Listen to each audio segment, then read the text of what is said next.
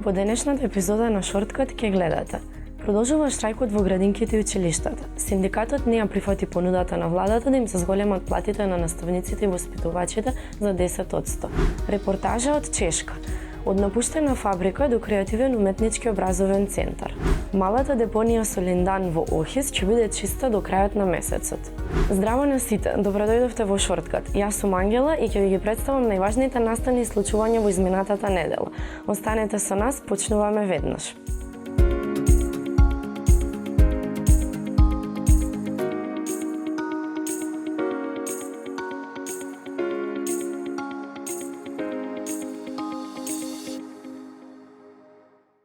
Поминува и втората недела од штрајкот во градинките, основните и средните училишта. Самостојниот синдикат за образование, наука и култура никако да се договори со владата за усогласување на платите според реформата за минимална плата. На 18 април СОНК не ја прифати понудата да им се зголемат платите на наставниците и воспитувачите за 10%. Оттаму кажаа дека ова не кореспондира со зголемувањето на минималната плата и не е соодветна стимулација за враќање на достоинството на професијата. Од друга страна, реагира од владата и од Министерството за образование и наука и Министерството за труд. Оттаму потенцираат дека синдикатот треба да има верба во институциите, бидејќи и предходно низ партнерски диалог беше постигнато зголемување на платите на наставниците и на вработените во градинките од 21%. Пожарот во халите и магазинот од поранешната фабрика за мебел Треска во Скопје на 14 април е втор во низа по пожарот што се случи кон крајот на септември минатата година. На гаснењето на пожарот работеше целата противпожарна бригада, со вкупно 55 пожарникари за да го локализираат и изгаснат пожарот во кој за среќа нема повредени. Од МВР, противпожарната бригада и другите истражни органи треба допрво да ги обелоденат причините за пожарот во Треск, а барања за утврдување како настанал пожарот упатија и од граѓанската иницијатива Шанса за центар. Кога сме кај старите фабрики, покрај Треска, сакаме да ве подсетиме дека и Купром во населба Хром и стакларницата во Кисела вода се дел од големите индустријски комплекси кои што се во градското јадро на Скопје. Тие се неискористен потенцијал за развој на креативните индустрии, нови културни центри, образовни институции и локации за забава и рекреација на младите. За разлика од Скопје, во многу од индустријските земји, овие центри кои прекинаа со работа денес се пренаменети во атрактивни локации за граѓаните. А повеќе информации за еден ваков пример од Чешка може да погледнете во прилогот што следи.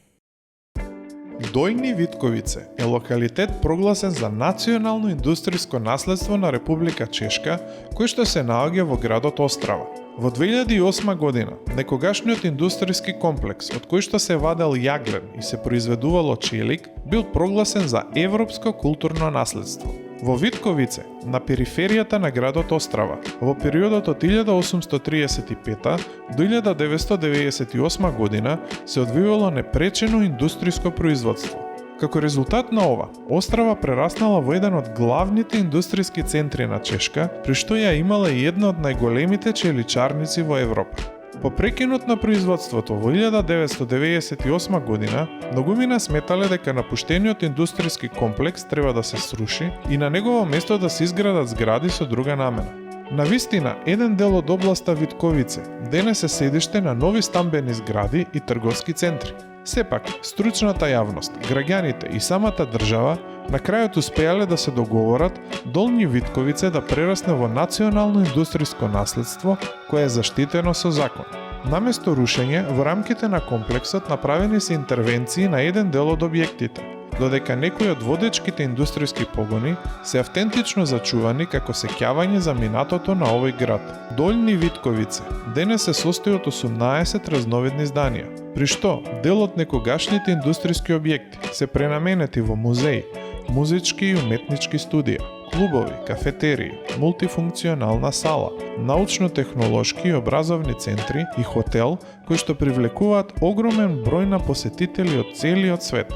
Само во 2016 година Дојни Витковице го посетиле над 1,3 милиони лица од целиот свет. Покрај за уметниците и академиците, најголем интерес за овој локалитет имаат младите.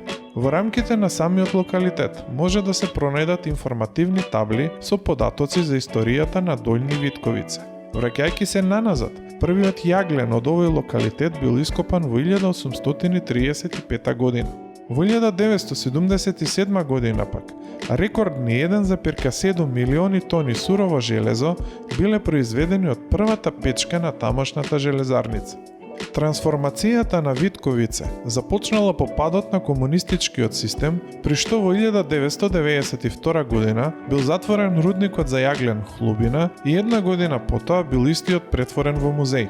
Откако запрело производството на челик во 1998 година, Дојни Витковице било заборавено и напуштено место во текот на неколку години, налик на скопските фабрики Треска, Купром или стакларници.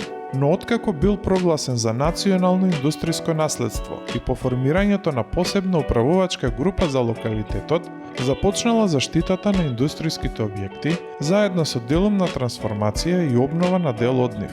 Свои средства во адаптација на Дојни Витковице кон новото време вложила и Европската унија, со што локалитетот веќе неколку години живее со обележието на еден од уникатните образовни, културни и социјални центри во Европа. Продолжуваме со една убава вест. До крајот на месецот ќе биде чиста малата депонија со линдан во кругот на некогашната хемиска индустрија Охис. Повеќе од половината од токсичниот пестицид е веќе спакуван и чека да замине во Франција на безбедно уништување.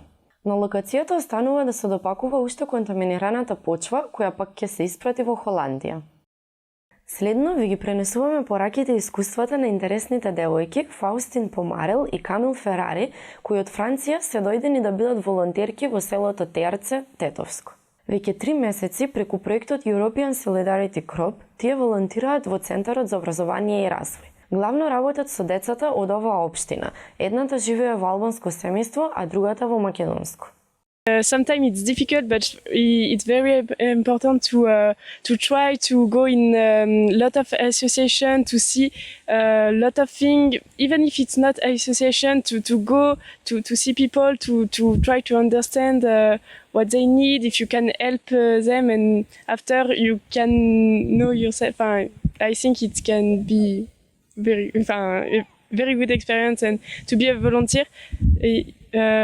And even if you want to work after in your CV, it can be a good experience too. So they can find what they want. I think it's really important to travel before you are. If you are young, just travel. Even if you are not young, but travel and you understand more than other culture. So it's really important. And in Macedonia, you have a lot of culture, so it's really important to understand. And when you travel, you find also yourself, like Camille said before. So it's really important, and I think you can have a lot of opportunity in Macedonia to find association, like said, to help you to travel and to be a volunteer like us. It's really good experience, and I think an experience will just stay in your head after. Yeah. Дали знаете дека гумите за џвакање не се еколошки и пријателски настроени кон природата? Иако ги користиме за да се ослободиме од лошиот здив и помагаат за полесно варење на храната, тие не се биоразградливи супстанци. Всушност им требаат до 1000 години да се разградат во природата. Затоа ги гледаме со години залепени по улиците. Но тоа што ние може да направиме е да не ги фрламе насекаде, туку уредно во корпи за отпадоци, а кога имаме можност и во специјализирани рециклирачки отпадни канти за гума. Тоа е се за оваа недела. Пишете ни на нашиот Инстаграм профил доколку имате било какви коментари или предлози за следната епизода. До тогаш информирајте се преку CTRL за рубриката на meta.mk. Се гледаме следната недела во исто време. Чао!